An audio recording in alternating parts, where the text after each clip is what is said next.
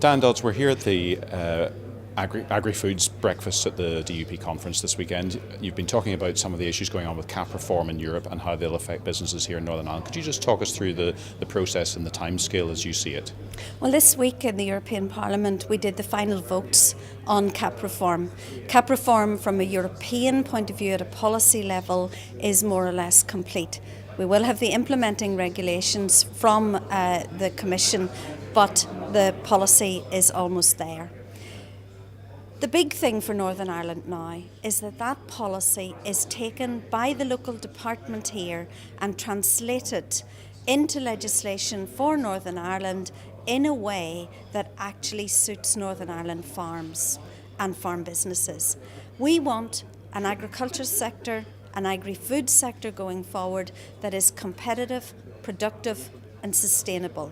The Minister's challenge is to implement CAP in a way that gives us all of those three priorities.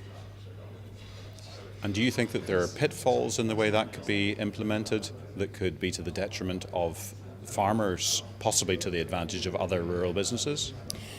The Minister has a huge challenge. Farm ministers across Europe asked for regional flexibility. They've got regional flexibility. Our Minister must now use that flexibility given to her in the CAP legislation to actually make it work for Northern Ireland. She must decide very, very quickly if she is actually going to transfer money away from farm support into rural development. She must do that by the end of December. In fact, she has to do it even before her consultation on the issue finishes. So there are very important decisions to be made. They have to be made very quickly, and the Minister really must step up to the plate and indicate to us what she is going to do with the legislation going forward. Overall, are you optimistic that the CAP reform will be largely positive for Northern Ireland? I think that we have a CAP settlement that can be used to grow the sector.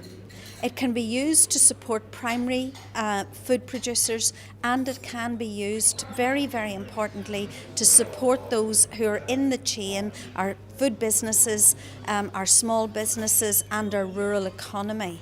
That's a huge challenge. I think that the tools are there.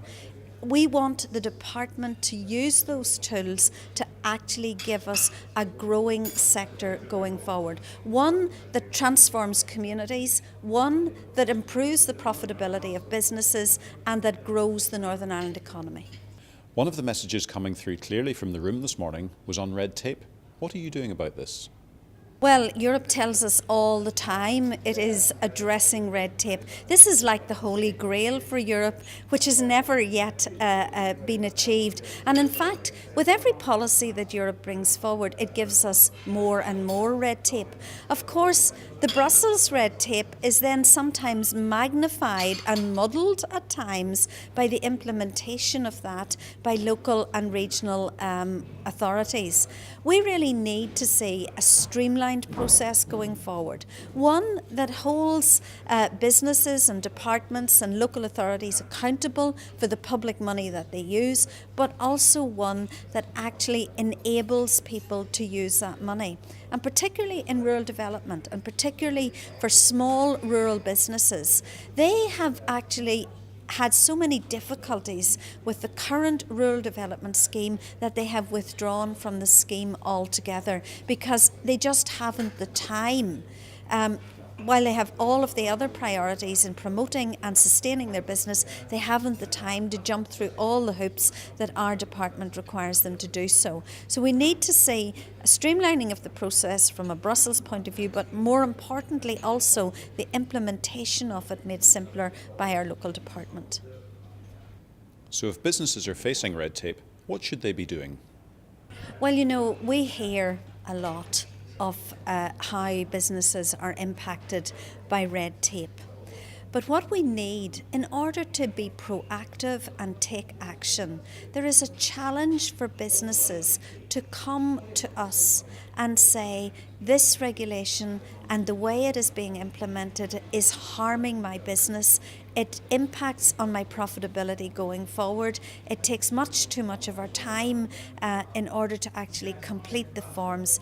We need those kind of things identified to us. We need the sector, the individual businesses working with the Federation to come forward to us and say, these are the improvements that could be made.